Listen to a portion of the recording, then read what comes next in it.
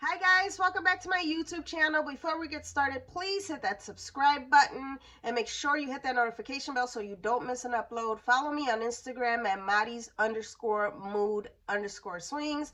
All right, let's jump right into today's story time. I want to share, oh, by the way, I know that you guys don't like it when I film this way, but my phone is being really janky.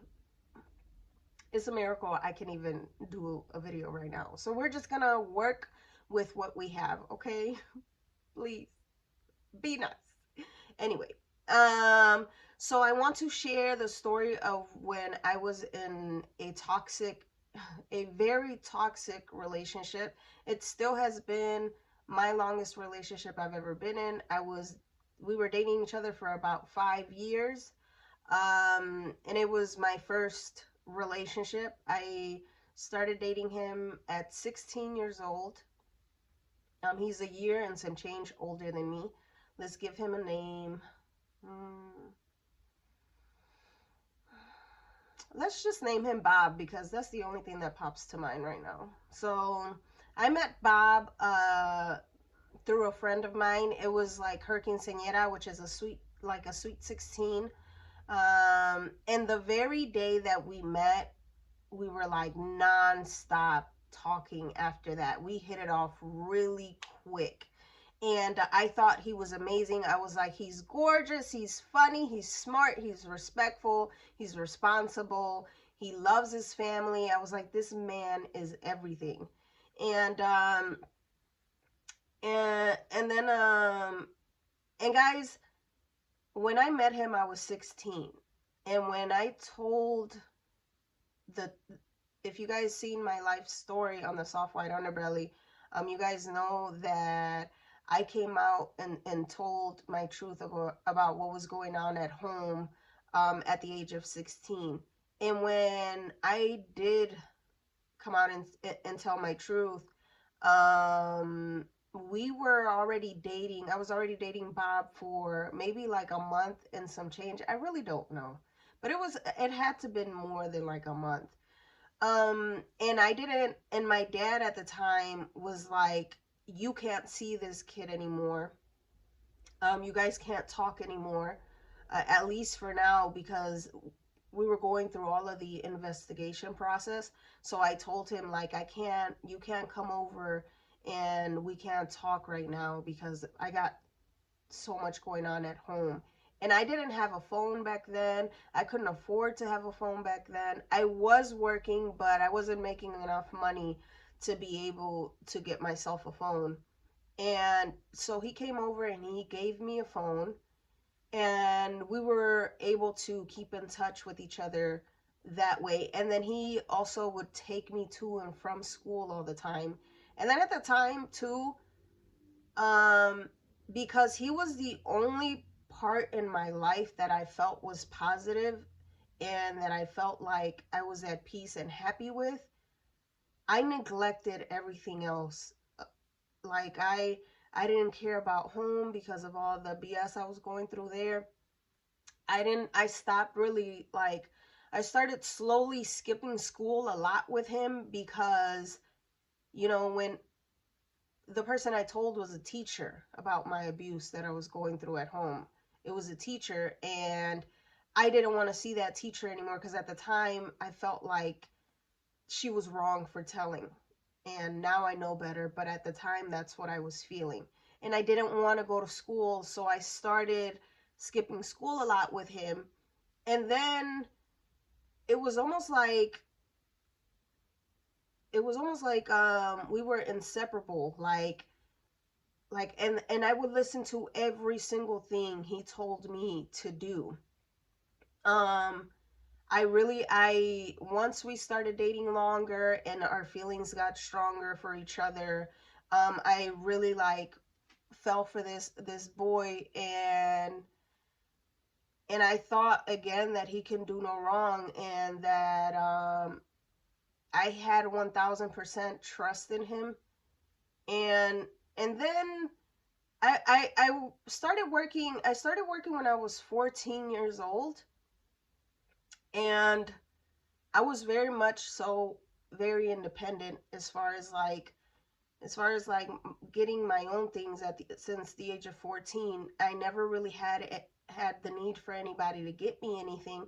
And plus, I never really even experienced it because my dad couldn't really afford anything. Um, but then he started spoiling me and buying me whatever I wanted, getting me whatever I wanted. And I slowly like felt like I started feeling like I was depending on him to do anything. And then he started complaining about all of my friends, so I slowly stopped talking to all of my friends.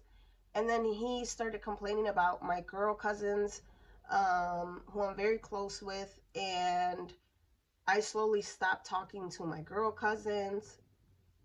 But I didn't realize that I was closing I was giving up my entire life to be with this person. Like I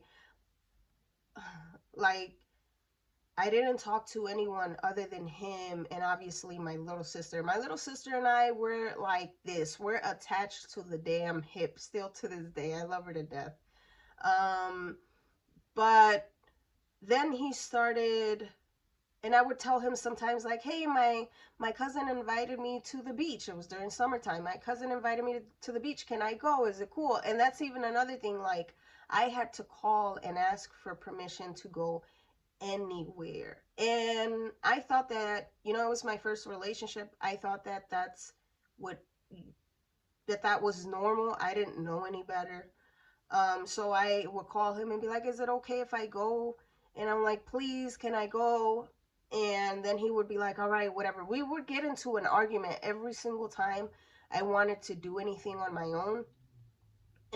But eventually, like, he would say yes. And then I would go to the beach with my cousin. And then he would show up, like, we would be there for like 10 minutes. And then he would show up and be like, "Oh, you're at the beach too?" And I would just look at him like, "Bro, you know that I was going to be here. Like, why can't you let me do anything by myself?" And and don't get me wrong, I felt like I really enjoyed being with him, but then I started feeling suffocated. I started feeling like I couldn't do nothing without this guy. Like I wasn't allowed to do nothing. And then he started and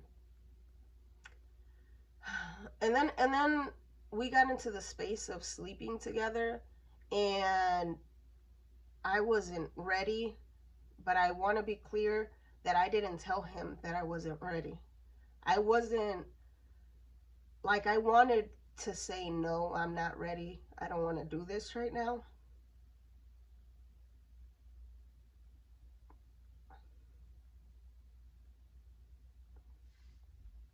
But I didn't know better. I didn't know because because I was uh, because of the things that I was dealing with at home. Um, I had no idea that I was allowed to say no. Um, I had no idea what boundaries were. Um, and so when we started sleeping together, I said yes to everything, and I said yes to whenever he would ask for it, I would say yes. Um, and not every time, I didn't feel like no every time, obviously.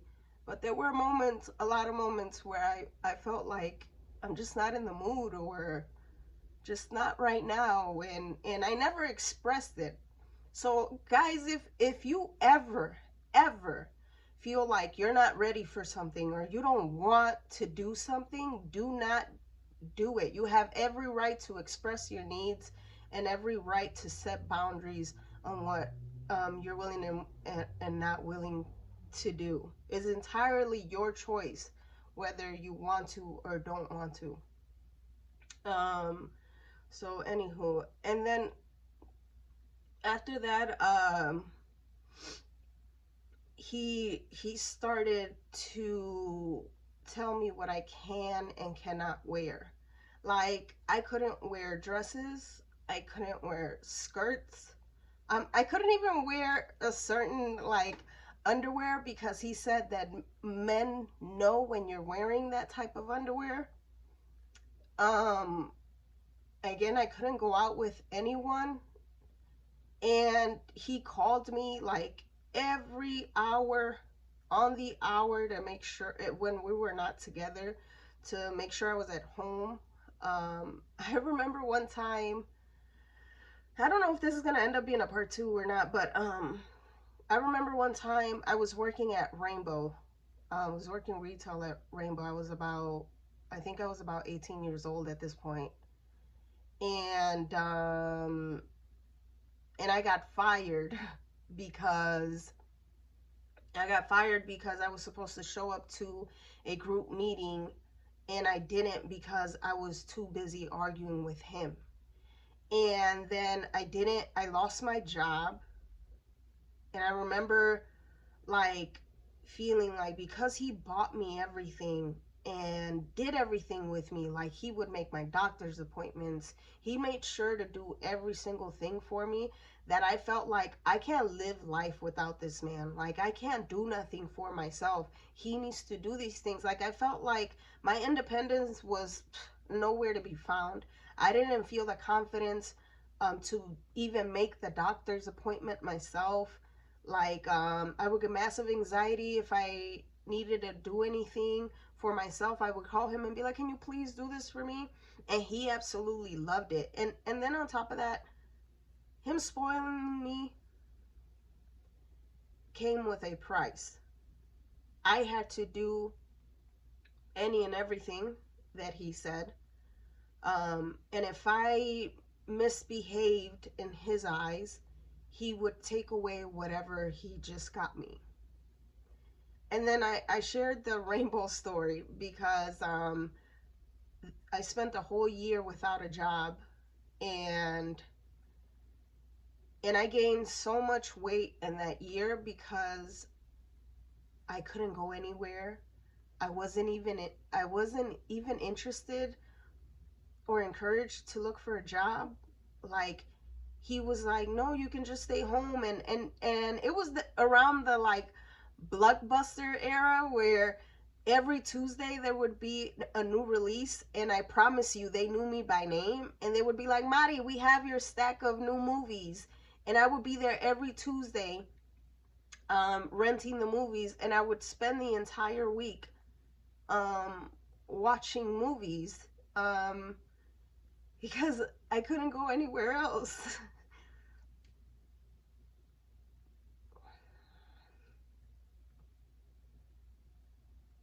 And then uh, things started to escalate. Um, I met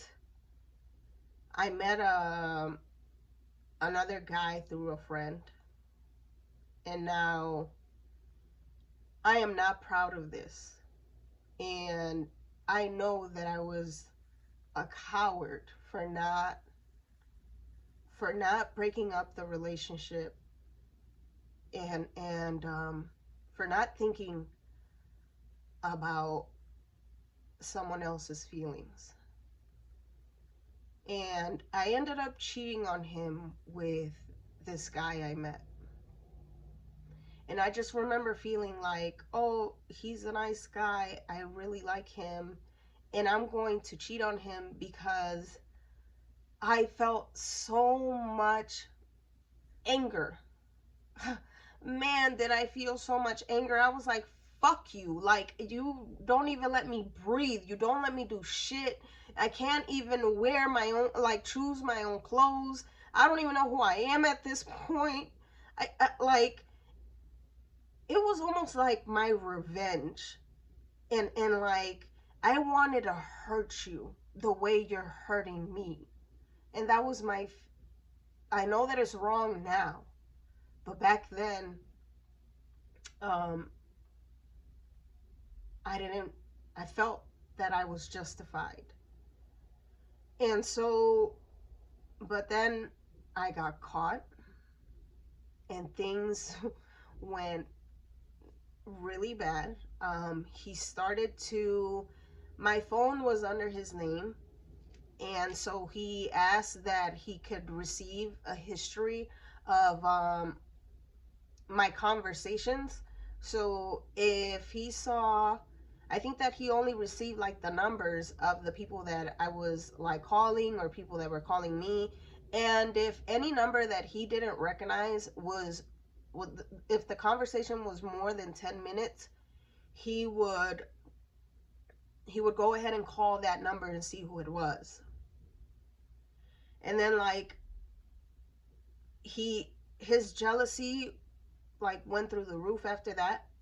I should have just broke it off, but I was still so like in love or infatuated with him, and I felt like I couldn't do life without him. I felt like I can't get out of this because I can't even make a damn doctor's appointment for myself. Like, how am I going to live life without this man? And and he's started calling me every single name in the book. And then I started becoming verbally abusive because at some point I said, I'm not dealing with your shit anymore, and I'm going to treat you the way that you treat me. And so I started calling him all kinds of bitches, and you're weak, and you're this, and you're that. Like, I was disgustingly verbally abusive. And he was as well. Like, I've never felt so small in a situation ever. And then it took me a year and some change to get out of it. I felt so suffocated. I felt like I needed to get out, or this was gonna end badly. I felt like we were already down each other's throats with calling each other trash and calling each other like that I wasn't nothing, that I wasn't worthy of love, that I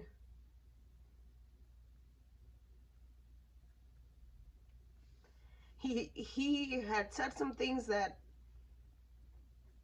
there are they are extremely hard for me to even say out loud, that have to do with my abuse from home.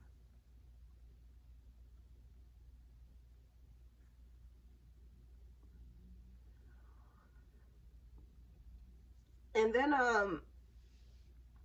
I started to finally like tell him like, this isn't working. I don't I don't want to be with you anymore. We are super toxic to each other. We don't even love each other anymore. We're not being kind to one another. We're not listening to each other. We're not letting each other express ourselves, and we're not growing together anymore. I feel like we are just together now to make each other miserable. And I'm gonna stop it here because then this story is gonna get too long, and there's gonna be a part two. So please stay tuned. And thank you so much if you made it this far. I really want to express that be mindful, be extremely mindful of the people that you bring into your life, and don't ever let anyone take your life from you, or don't let anyone take your self-expression from you, your independence, your very right to do for yourself. Um, and don't ever, um, you know, there's a saying that if you do an eye for an eye, the whole world will be blind. So revenge is never the answer. It's best to, if you're not happy in a situation, do the right thing and break it off, and and just be kind to yourself, and do the courageous thing that makes you feel so damn hard to do, like taking the step of telling someone this isn't working, because now I'm turning into a negative person, and I don't like the person that I'm starting to see in the mirror now because of this situation, and I need to remove myself before I get too lost in it. All right, guys, wait on the part 2. I love you guys so much. Thank you so much from the bottom of my heart for being here, for being a support system. This is like another form of therapy for me. I love you so much, man, and I hope you guys are doing well. Take very good care of yourselves. Remember, no one knows your needs more than you do, so pay attention to them. All right, enjoy the rest of your week. I love you. Bye.